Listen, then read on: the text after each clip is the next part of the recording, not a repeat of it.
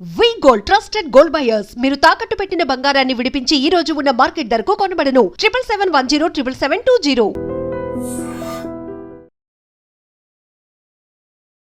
నమస్తే సార్. నమస్కారం అండి.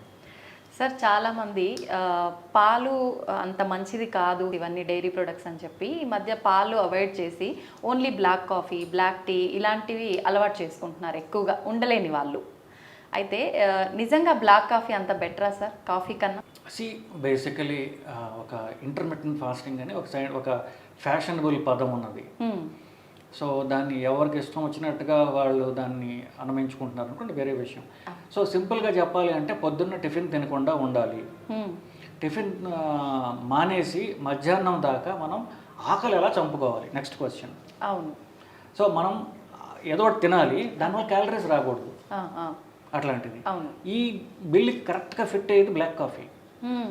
మీరు బ్లాక్ కాఫీలో పాలు యాడ్ చేశారనుకోండి క్యాలరీస్ వస్తాయి, షుగర్ వేసారనుకోండి ఇంకా వస్తాయి.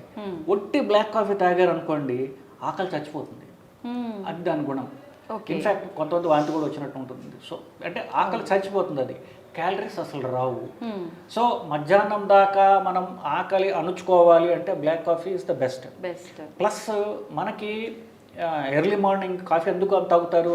నిద్రమత్తుగా ఉంటాము, మనకి బుర్ర యాక్టివేట్ కాదు. కాఫీ తాగితే బుర్ర యాక్టివేట్ అవుతుంది.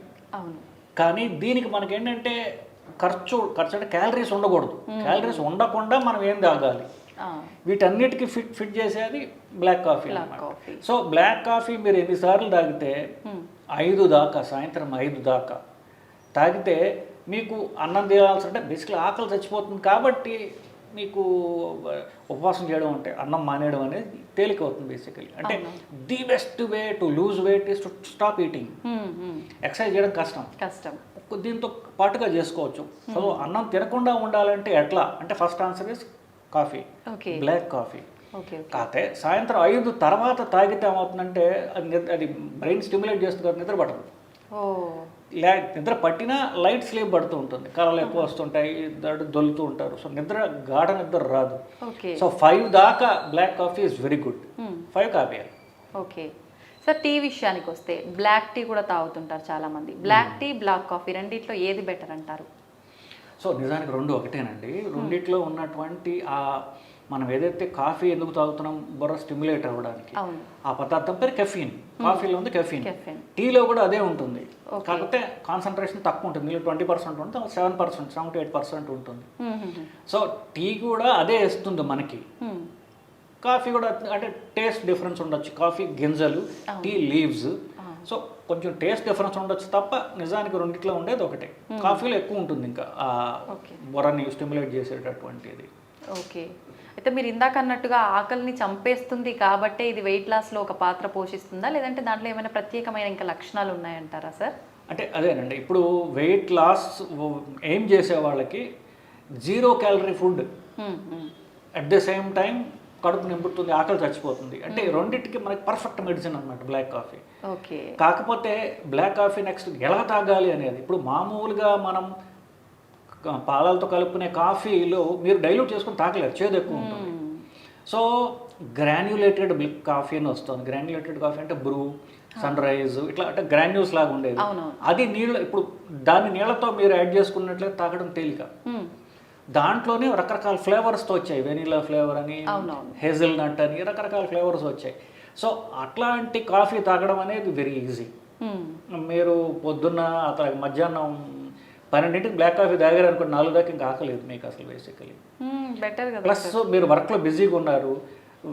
ఇన్ఫ్యాక్ట్ వెస్ట్లో కూడా అంతే. వెస్ట్లో లాగా మీరు బ్లాక్ కాఫీ పెట్టుకుంటే బెటర్. ఇన్ఫ్యాక్ట్ ఫ్రాన్స్లో నేను 1 year చదివాను నేను బేసికలీ. అందరు బ్లాక్ కాఫీ తాగుతారు, నేను ఒక్కన పాలతో తాగేవాడిని. ఆ హాస్పిటల్లో సప్లయర్ ఉంటాడు అనమాట. ఆ సప్లయర్ని నేను మిల్క్ కావాలని అడిగా. ఎందుకన్నాడు అంటే కాఫీలో వేసుకోవడానికి అన్నా. అంటే కాఫీలో మిల్క్ వేసుకుంటావు అని ఆశ్చర్యపోయాడు. మిల్క్ ఓన్లీ బేబీస్ తాగుతారు, నువ్వేం తాగుతున్నావు అన్నాడు. సో బెస్ట్లో ఎవరు కాఫీలో, బ్రిటన్లో తప్ప, ఇంగ్లాండ్ వాళ్ళు నాకు అంటించారు, అది తీసేస్తే ఎక్కడా కూడా అందరూ బ్లాక్ కాఫీ తాగుతారు. మనమే కాఫీలో పాలు, పంచదార ఇవన్నీ వేసుకుని తాగేది బేసికలీ మనమే. సో ది బెస్ట్ ఏంటంటారంటే వాళ్ళు తాగేది కొన్ని stimulation, it gives you brain stimulation plus no calories. So ఆకలి వేసే టైమ్స్లో ఫర్ ఎగ్జాంపుల్ పొద్దున 11 మధ్యాహ్నం మళ్ళీ 3-4 బ్లాక్ కాఫీ తాగితే ఇట్ విల్ ఆ రోజు గడిచిపోతుంది మీకు. ఆకలి అనిపించదు, మనకు స్ట్రాంగ్ ఎనర్జీ కూడా ఉన్నట్టుగా ఫీల్ ఉంటుంది, యాక్టివేట్. కాకపోతే కంటిన్యూస్గా తాగుతుండాలి, కడుపు ఖాళీగా ఉంటుంది, ఓన్లీ డ్రింక్ కాసేపు నాకు మళ్ళీ దాని అవసరం పడుతుంది. సో కంటిన్యూస్గా తాగుతూ ఉంటాను. ఎన్నిసార్లు తాగొచ్చు సార్ అట్లా డైలీ? నిజానికి 20 cups అంటున్నారండి black coffee. So black coffee is harmless. చాలా మంది అది అడిక్టివ్ అంటారు, కానీ మైల్డ్లీ అడిక్టివ్, అది అనుమానం లేదు, ఆ అడిక్షన్ అనుమానం లేదు. బట్ అది 3 రోజులు ఉంటుంది. ఇప్పుడు ఎవరు ప్రయాణంకి వెళ్తారు, 3 రోజుల దాకా కొంచెం మీకు ఇబ్బంది ఉండొచ్చు, ఆ తర్వాత పోతుంది. కానీ ఈ రోజుల్లో కాఫీ పౌడర్ చిన్న చిన్న శాషేస్లో వచ్చి ఎక్కడ మనం తీసుకోవచ్చు. బ్లాక్ కాఫీ చేసుకోవడానికి పాలు అక్కల, పంచదార అక్కల, ఆ ప్యాకెట్ ఉందనుకోండి, నీళ్లు కలుపుకొని తాగడం అంతే. సో ఎక్కడైనా అసలు ప్రాబ్లం లేదు. ప్లస్ మనం ఒక పర్పస్ కోసం చేస్తున్నాం, వెయిట్ లాస్ గురించి కాబట్టి. సో ఇట్స్ అంటే వెల్కమ్ టీ. కాఫీ ఇప్పుడు పేషెంట్లు వస్తారు, మీరు ఆల్కహాల్ అలవాటు ఉందా, స్మోకింగ్ అలవాటు ఉందా అంటే చచ్చా అదేం లేదు సార్, నేను కాఫీ కూడా తాగను సార్ అంటాడు. అంటే కాఫీ ఆల్కహాల్ ఈక్వేట్ చేస్తున్నారు వాళ్ళు. Coffee alcohol are diametrical opposite. అది పూర్తి చెడు పదార్థాలు ఉన్నది, చెడు చేసేది. కాఫీ పూర్తిగా మంచి చేసేది. సో కాఫీ టీల్ని ఆల్కహాల్తో స్మోకింగ్తో ఈక్వేట్ చేయడం అనేది అది అంటే అన్ని అడిక్షన్సే కదా అనుకున్న రీతిలో వాళ్ళు చెప్తున్నారు. బట్ కొన్ని మంచి అడిక్షన్స్, కొన్ని చెడ్డ అడిక్షన్స్. చాలా మంది షుగర్ అవాయిడ్ చేయాలి అనుకుంటారు కదా సార్. బ్లాక్ కాఫీలో మనం అంటే కొంతమంది హనీ అట్లా యాడ్ చేసుకుంటారు కదా, హనీ, బెల్లం ఏమి యాడ్ చేసుకొని తీసుకుంటే బాగుంటుందంట? ఏమీ యాడ్ చేయకుండా ఉంటే బెటర్ అండి.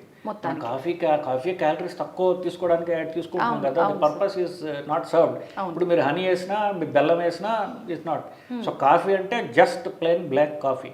ఓకే. దీంట్లో బుల్లెట్ ప్రూఫ్ కాఫీ అని ఒకటి ఉంది.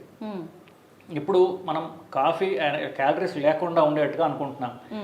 క్యాలరీస్ కావాలనుకోండి, for example early in the morning, అప్పుడు బ్లాక్ కాఫీలో, లిక్విడ్ బ్లాక్ కాఫీలో మీరు ఆయిల్ వేసుకోవచ్చు.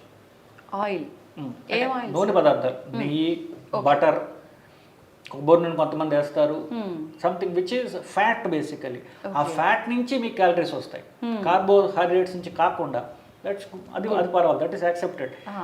నేను పర్సనల్గా నేను తాగలేను, నాకు ఆ వాసన నచ్చలేదు. బట్ కొంతమంది తాగుతూ కొంతమంది ఎంజాయ్ చేస్తారు. So bullet proof coffee is good alternative. ఎందుకు? బ్లాక్ కాఫీ ఆకలి చచ్చిపోతుంది, అరగంటకి మళ్ళీ ఆకలి వస్తుంది.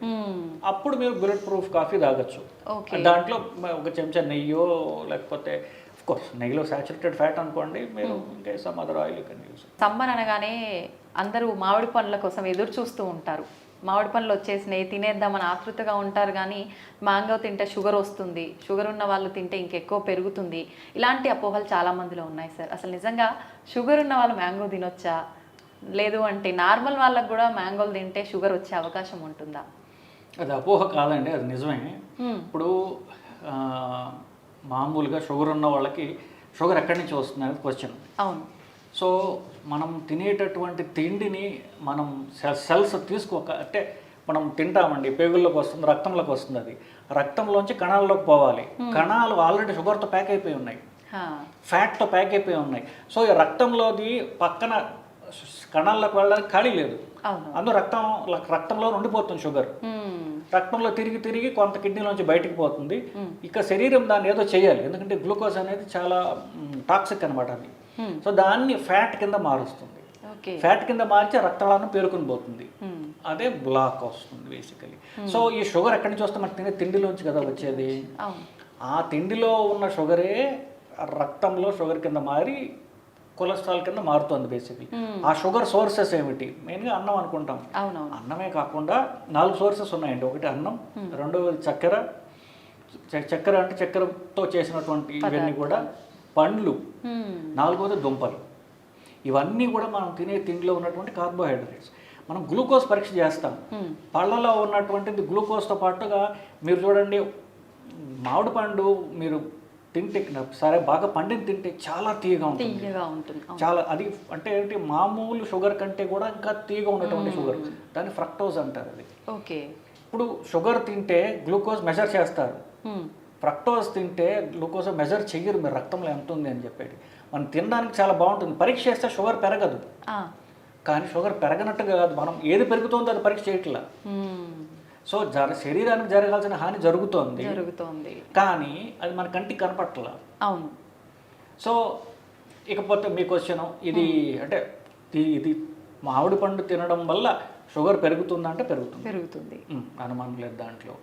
అది ఎవరికి హానికరమో, షుగర్ ఉన్న వాళ్ళకి డెఫినెట్గా హానికరమే. షుగర్ లేని వాళ్ళకి వస్తుందా? షుగర్ అంటే 2 రకాలు. ఒకటి షుగర్ లేకపోవడం, రెండవది ప్రీ డయాబెటీస్ అంటారు, అంటే షుగర్ లేదు వచ్చే అవకాశం ఉంది. అంటే ఫాస్టింగ్ బ్లడ్ షుగర్ 110 నుండి 126 మధ్యలో ఉంటే అని ప్రీ డయాబెటీస్ అంటారు. వీళ్ళకి షుగర్ లేదు, స్ట్రాంగ్ రిస్క్ ఉంది వంశపారంపర్యంగా, లేదా అధిక బరువు. ఇంత అనుకున్నా కదండి, సెల్స్ అంతా కూడా కొవ్వుతో నిండిపోయి ఉన్నాయి, అంటే ఫ్యాట్గా ఉంటారు. సో ఈ 2 కేటగిరీ వాళ్ళకి ప్రీ డయాబెటీస్ అంటారు. వీళ్ళు మామిడి పండు తింటే డయాబెటీస్కి వెళ్తారు. ఓకే. ట్రాన్షియంట్గా వెళ్ళొచ్చు, రోజు తింటే కంటిన్యూస్గా పెరిగే అవకాశం ఉంటుంది వాళ్ళకి అట్లా. సో మామూలుగా షుగర్ లేని వాళ్ళు తినొచ్చా? మేబీ తినొచ్చు, పర్వాలేదు. ఎందుకంటే అది చాలా సివియర్ టెంప్టేషన్. ఆ రంగు, వాసన, రుచి, ఆఫ్ కోర్స్. సో అంటే ఇప్పుడు మన డైటింగ్ ఏదైతే ఉంటున్నా ఒక పనిష్మెంట్గా ఉండకూడదు. కామనెస్ట్ ఫార్మ్ ఆఫ్ ఎంజాయ్మెంట్ అందరికీ తిండి. అవును sir. So maybe they can enjoy it, తప్పేం లేదు దాంట్లో. ఈవెన్ షుగర్ అన్న వాళ్ళు కూడా మామిడి పండు అంతా కాకుండా ఒక ముక్క తిన్నాడు అనుకోండి, పర్వాలేదు. కానీ అది లిమిట్ దాటితే అది ప్రమాదం.